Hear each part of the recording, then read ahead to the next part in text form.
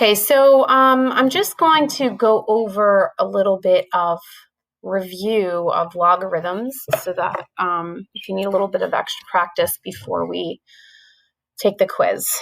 So the first thing we had talked about in section 4.4, we had gone over a little bit of the graphing and also the just evaluating. So we'll start out with that. So the first thing we had done when we did the graphing was, because of the log, now if you have one of the newer calculators that has the base and all of that, you can probably just input that straight in on your calculator, but I'm not going to go over it that way because a lot of you do not have that function on your calculator. So if you don't have that function, then the first thing you need to do is find the inverse. And I know it's been a little bit, but to do that, you're going to switch your x and your y. And now you want to get that new y by itself. So yesterday we went over solving equations and things like that, and we've kind of reviewed some of these things. Now to get this log base 3 to cancel out here, we would need to make the whole thing an exponent and give it a base of 3. And you do that on the other side as well. So now that would cancel. So now you would have y equals 3 raised to the x power. That is what you would then fill in. Now you could do that part on your calculator regardless of what kind you have graphing wise. So 3 to the 0 power is 1, 3 to the first power is 3, 3 to the second power is 9, 3 to the negative 1 power is 1/3, and 3 to the negative 2 powers is 1/9. Now, if you're going to graph this function, those are your points, but since I want to graph the log function, I'm going to switch those x's and y's because they're inverse. So 1/9 and negative 2, 1/3 and negative 1, 1, 0, 3, 1, and then 9, 2 would be off the graph. Now, when we had done exponential functions on the last section, you might remember that the asymptotes were horizontal lines. Well, in logarithmic functions, the asymptotes are vertical lines. So the asymptote here is just that vertical line, x equals 0.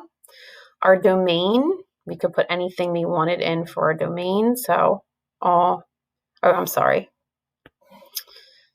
if you look at the graph here, it's all going to be above the asymptote there. They're all positive x values. So your domain is x values are greater than 0, and your range is then all real numbers.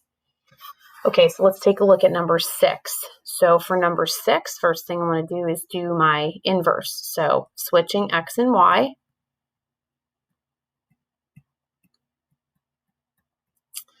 And now I want to start getting this y here by itself. So I'm going to subtract the 1. So x minus 1 equals log base 3, y minus 4. Now I need to get rid of my log there. So I'm going to give this whole thing a base of 3 as well as this. So that cancels. So now I have 3 raised to x minus 1 on the one side, and then I just have y minus 4 on the other. And then I would have to add my 4 to both sides. So y equals 3 raised to x minus 1 plus 4. So that's where we get our table of values. So if I did, let's say, 3 raised to positive 1 here, 3 raised to positive 1, 1 minus 1 would be 0, 3 to 0 is 1, 1 plus 4 is 5. If I did a 2, 2 minus 1 is 1, 3 to the first power is 3, 3 plus 4 is 7. If I did a 0, I would really have 3 to the negative 1, which is 1/3, and 1/3 plus 4 would be 4 and 1/3. And I'm just going to leave those for now. Then we would have to inverse our x's and our y's to do the log. So 4 and 1/3, 0. 5 and 1. 7, 4, 5, 6, 7, and 2.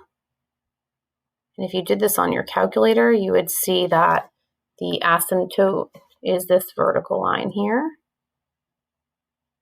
which is x equals 4. And you can tell that because that h value there is 4. So again, this whole graph is all to the right of that asymptote, which means all the x values are greater than 4, and then the range is all real numbers. Okay, so then the next two questions are just going over how to do the inverse, so a little more practice with some inverses here. All right, so where are we? I'll try another color here. Okay, so for this one, I'm going to switch my x and my y. In order to get rid of my log, I'm going to raise each of these from a 4, give them both a base of 4 to cancel that log out. So now I have 4 to the x power equals y plus 3, and I would subtract 3. So y equals 4 to the x power minus 3.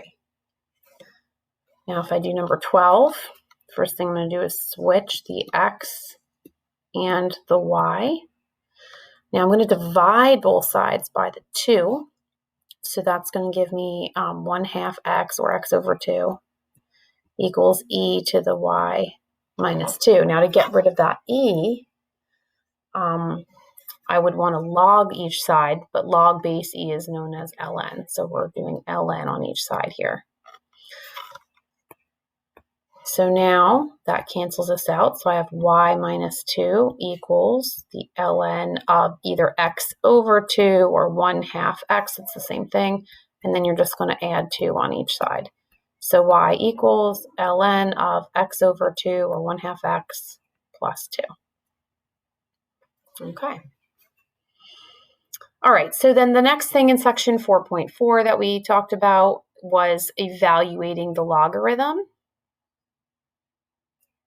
So we'll go over some of those.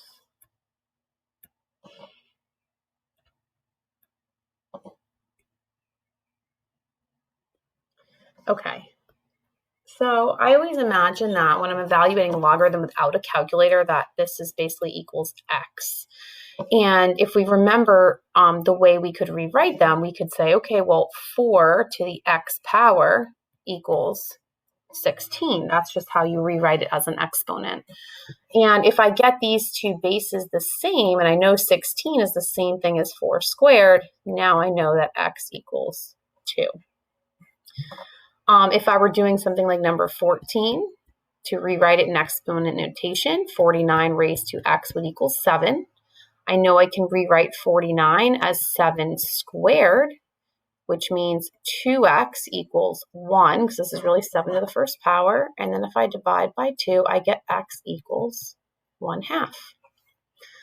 All right, for 15, again, if I write it as an exponent, 2 to the x power would equal 1 over 32. I know to get this 32 to not be a fraction, I just have to give it a negative exponent. And I want to make 32 have a base of 2, and I know that 2 to the 5th power is 32, so it's really 2 to the negative 5, which means that x equals negative 5.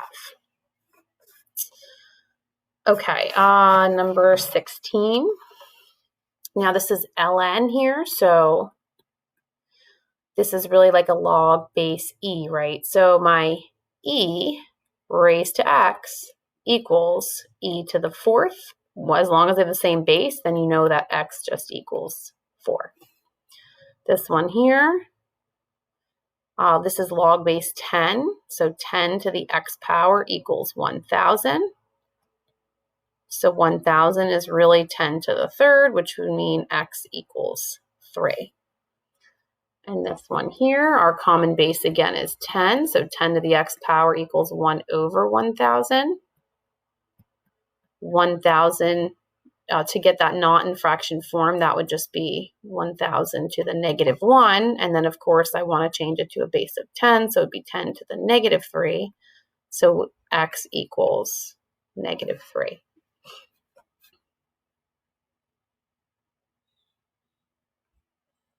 Okay, so now these three we would, or this section here, these three we would just be putting in on the calculator. So if you have the newer one, you can enter it exactly as it is.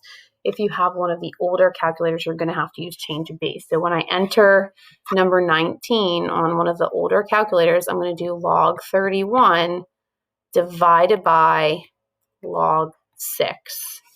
If I were doing 20 on my calculator, I would have to do log 9.7 divided by log 3.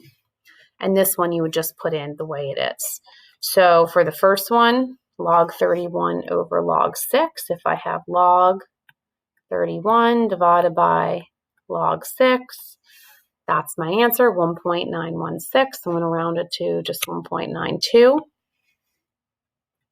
If you have one of the other calculators, obviously you can just enter it using that log base button that you have. Log 9.7 over log 3. So log 9.7 divided by log 3 is 2.068, so 2.07. And then the third one is just a ln of 5.97. So that would be the same for everyone, ln of 5.97. And that's just 1.786, so 1.79. Okay. So now we're going to just review some expanding and condensing.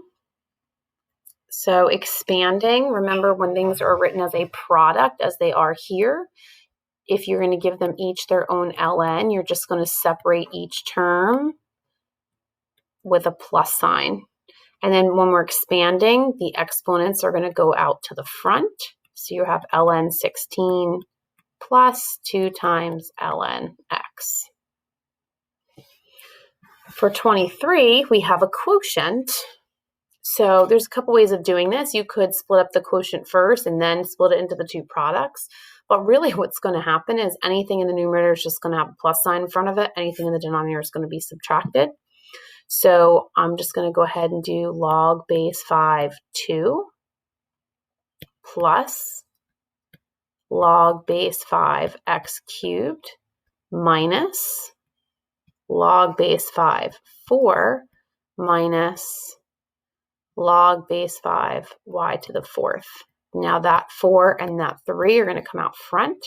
So my answer will be log base 5, 2 plus 3 times log base 5 x minus log base 5, 4 minus 4 times log base 5 y. And if you did it a little bit differently and got the same answer, it's fine as long as you're getting the same answer. Okay, then the next one with the expansion. So first of all, whenever anything is in a radical notation, that's like the condensed form. So we're expanding it. The first thing we want to do is rewrite this as an exponent or a rational exponent. So now this is really log x to the 1/2 plus log y to the 1/2. And then both of those 1/2s are going to go out front. So 1/2 log x plus 1/2 log y. Okay, so then we're going to go backwards. Now we're going to do the condensing since we just did the expanding. So I have 4 terms here. The first thing I need to do is make sure they're all the same base. These are all common base logs, so there's no problem there. So the first thing I'm going to do is bump back any coefficients out front and make them exponents again. So this will become log x squared plus log y to the 1/3 minus log 25 to the 1/2 minus log z. Now, since we're condensing, if any of those are actually solvable or you could simplify further, you want to do that. So the log y to the 1/3 is actually going to be log to the cubic root of y. And log to the 25 to the 1/2 power is really the square root of 25, which is just 5. So we're simplifying those two. Now we're going to condense them all into one log, and anything that's got a plus in front of it's going to go in the numerator, and anything that's being subtracted is going to go on the bottom in the denominator. So we have x squared times the cubic root of y on top and 5z on the bottom. Okay, and then we're going to condense one more here. So this 2 has to go back here first. So we have log base 2, 12 plus log base 2 3 squared. Now 3 squared is really 9, so I can simplify that to 9.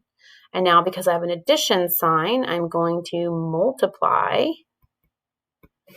and I get log base 2, and 12 times 9, I believe, is 108. And that would be your condensed answer there. All right. So then the last thing we're going to go over is just some solving, where we use some of these different techniques that we've used in order to solve and get an answer for x or whatever variable we're trying to solve for. So this one here, we have two different bases. So ideally, if we can get the bases the same, then we can cancel them out. So 1/4 to me can be written as 4 to the negative 1. So I'm going to do that. And then over here, 16 is obviously 4 squared. So now I'm going to distribute that because you're multiplying the power to the power. So this is now 4 to the negative 2x plus 1. And on this side, we have 4 to the negative 6x plus 17 times 2, which is 34. Now our 4's can disappear. They can cancel out. And we're just going to solve the linear equation that remains.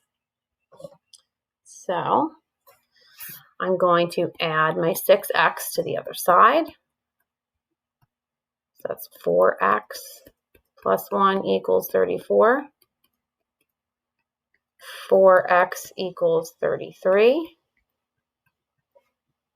And x equals 33 over 4.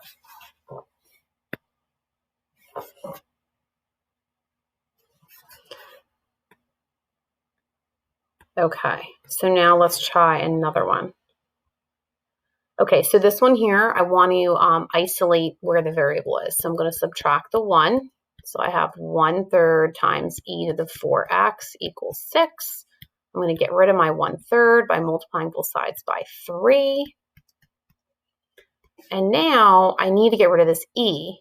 The only way to do that is log it with a base e, which is really an ln. So if I ln both sides, so now I have 4x equals ln of 18, which I'm going to do on my calculator. So ln of 18, 2.89. And then I would divide that by 4. 2.89 divided by 4. 0.723. And there you go. All right, and I think we got one more here. Okay, so for this one, I'm going to add my 16 to both sides. I want to try to get my variable by itself. That's going to give me 59. Now, at this point, I might try to make these bases the same, but there's no way for me to make 59 into like 5 to a power. So that's when you're going to log both sides. So I'm going to log base 5 this side and this side. This side it cancels. I'm left with x. On this side, I'm going to do my log base 559 on the calculator. You can use the, if you have the newer calculator, you can just do it straight in. If not, you're going to do log 59 divided by log 5, and you're going to get 2.53. And that's about it. So that's just a quick review of the different stuff we've covered in those logarithmic sections.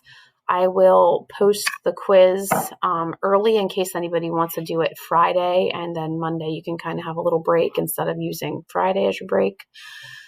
Make sure any work you owe is, turned in as soon as you can, just to kind of keep those grades up to date. We're almost at the end, guys. Home stretch, couple more sections left, and that'll be it. Enjoy the rest of your day and your weekend. Bye-bye.